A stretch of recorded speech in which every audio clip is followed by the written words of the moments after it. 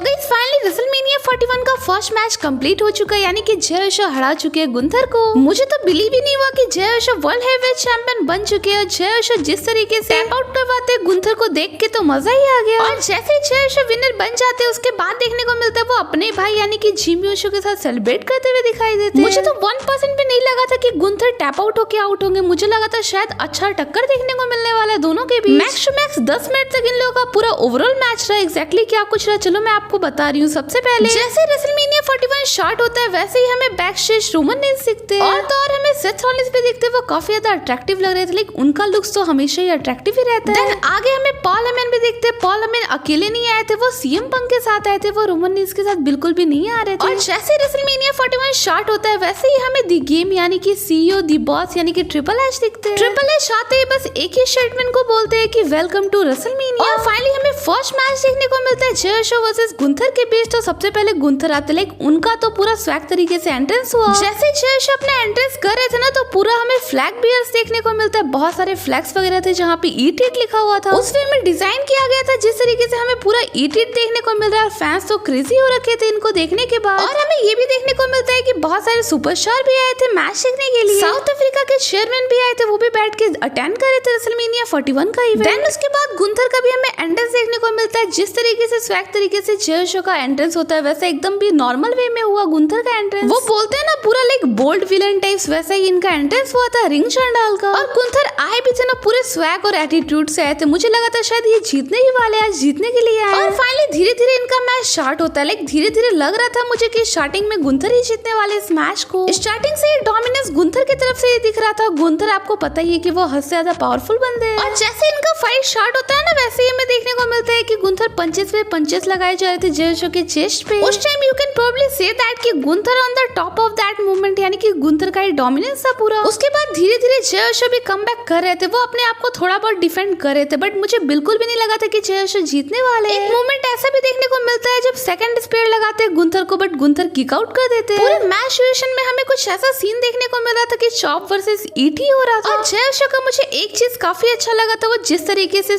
Power बम और spare का use कर रहे थे, लाइक दोनों को कॉम्बो करके। और लास्ट का मोमेंट तो देखने लायक होता है जहाँ पे उशो स्प्लैश लगा रहे थे बैक टू बैक गुंथर के ऊपर। और फाइनली गुंथर के पास कोई ऑप्शन नहीं था, उनको टैप आउट करना पड़ा जिसकी वजह से गुंथर हार गए। और फाइनली हमारे WWE के वर्ल्ड हेवीवेट चैंपियन यानी कि मेन इवेंट जय उशो विनर बन चुके हैं। उसके बाद जैसे ही वो विनर बन जाते हैं हमें जिमी उशो भी वहाँ पे दिखते हैं और जिमी उशो सेलिब्रेट कर रहे थे जय उशो के साथ। वैसे गाइस मैं जनरली बोल रही हूँ मुझे हद से ज्यादा मजा आया कि जय उशो विनर बने। आपको कैसा लगा प्लीज मुझे कमेंट सेक्शन में जरूर बताना।